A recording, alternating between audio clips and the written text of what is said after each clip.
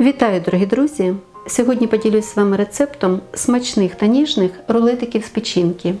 Готуються вони легко, швидко, і ця закуска гарно підійде не тільки на кожен день, а й до святкового столу. Для блинчиков беру печень куриную или говяжью. Сегодня куриная. Молоко комнатной температуры, столько же, сколько и печени, 1 к 1 по весу. 3 крупных яйца, растительное масло, перец, соль и мука. Так, первым делом к яйцам добавляю соль. Яйца, как и молоко, тоже согрейте до комнатной температуры. Хорошо перемешиваю и отставляю. Соль разъедает белок яйца, и они получаются более однородные. Вот теперь можно измельчить печень. Пропустить через мясорубку или блендером, чем вам удобнее. Пробиваю до однородной массы на высокой скорости. И выливаю к яйцам. Добавляю сюда перец, перемешиваю и немного молока, чтобы эта масса была более жидкой. Если остались заметные кусочки печени, можно пробить еще погружным блендером. Просеиваю сюда муку и замешиваю тесто. На данном этапе оно получается густое. Мука хорошо перемешается до однородности и не останутся ее комочки. Порциями добавляю молоко, перемешиваю и смотрю на консистенцию теста. Оно не должно быть очень жидким или густым, примерно немного гуще, чем тесто на обычные блинчики. Немного молока оставляю. Добавляю растительное масло 2 или 3 столовые ложки. И оставляю тесто, пусть немного постоит. Если станет гуще, клейковина муки может набухнуть. Добавлю и это молоко. Вот такое оно получается. Разогретую сковородку смазываю растительным маслом перед первым блинчиком, и будет достаточно. Но по желанию можно иногда ее все-таки промазывать. Лишнее убираю. Тесто постояло, стало немного гуще, но сейчас проверю, как оно будет растекаться. Если блинчики будут тоненькие, тесто будет быстро растекаться, то оставшееся молоко добавлять не буду. Теперь подпекаю так, чтобы сверху он стал матовый. Ну, все как всегда. Можно даже проверить вот таким вот образом. Видите, он еще не зарумянился. Значит, пусть подпекается. Они хорошо пекутся и легко слетают со сковородки, даже если ее не промазывать. Но я все-таки перед каждым блинчиком слегка смазываю маслом. Уже не кисточкой, а бумажным полотенцем. Оно слегка жирное. И этого будет достаточно. Просто колировка тогда получается у блинчика более красивая. И перед каждым блинчиком тесто перемешиваю. Огонь делаю меньше среднего. Набираю полный черпачок. Выливаю. И распределяю по всему донышку. Оставшееся молоко не доливаю, там где-то грамм 30. Но его количество зависит от качества муки. Поэтому смотрите по своему тесту. Иногда молока беру даже немного больше, чем указано в рецепте.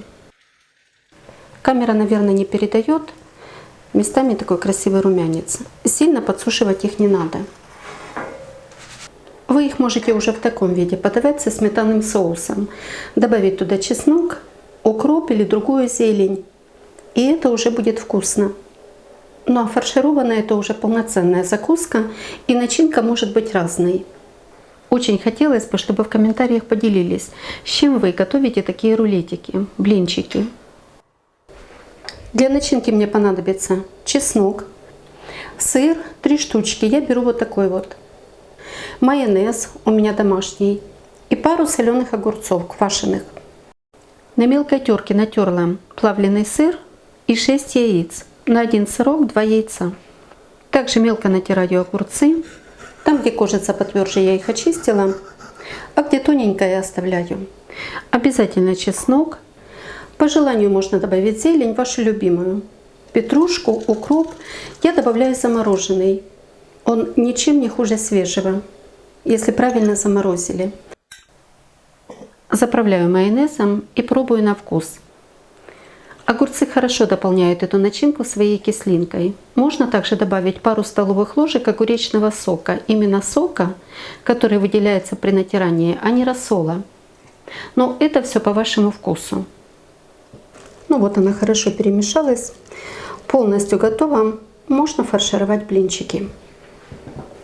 Начинки выкладываю по 2 очень полные чайные ложки или по 3. А вообще это уже по вашему вкусу. Но как для меня начинки не должно быть очень мало.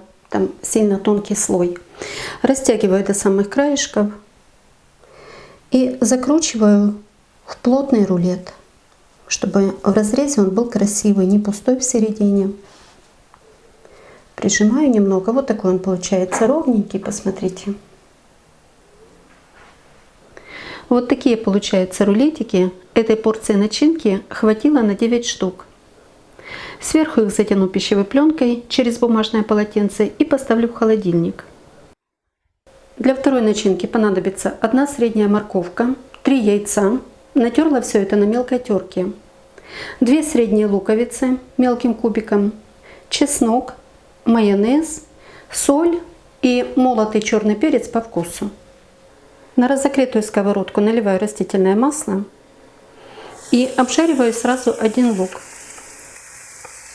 Когда он стал уже мягким и прозрачным, добавляю морковку. Продолжаю жарить до ее готовности. И по надобности, если донышко сухое, можно добавить масло, растительное или сливочное. Зажарка полностью готова и уже остыла. Добавляю сюда яйца, молотый черный перец, обязательно соль. Первую начинку не солила, но там и майонез, и сыр, все это тоже с добавлением соли. И к тому же еще огурцы квашеные, тоже соленые.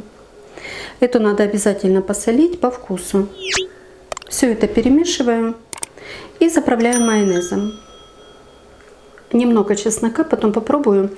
Если мало, добавлю. Вот такая она получается яркая, красивая. Не надо сильно зажаривать, так начинка будет вкуснее. Начинки тоже 2-3 чайные ложки, смотря как набираете. И снова размазываю по всему блинчику. И закручиваю в плотный рулет. Прижимаю немного. Вот такой он получается ровненький, посмотрите. Так, и вот с этой начинкой получилось 6 рулетиков. Тоже затягиваю пленкой через бумажное полотенце. Вот взяла его в 2 слоя. Можно сверху еще положить. Если на пленке и появится конденсат, то она сядет на полотенце, а не на рулетиках. И тоже ставлю в холодильник. Рулетики в холодильнике хорошо выстоялись, начинка застыла, стала более плотной. Теперь их можно красиво нарезать и подать к столу. Вот такой получается красивый и аккуратный разрез. Блинчики тоненькие, начинки достаточно. И со второй начинкой. Для порционной нарезки обрезаю эти пустые хвостики. Вы их и так съедите с удовольствием. Разрезаю рулетик на 2 равные части. И каждую часть также делю напополам, нарезая наискосок.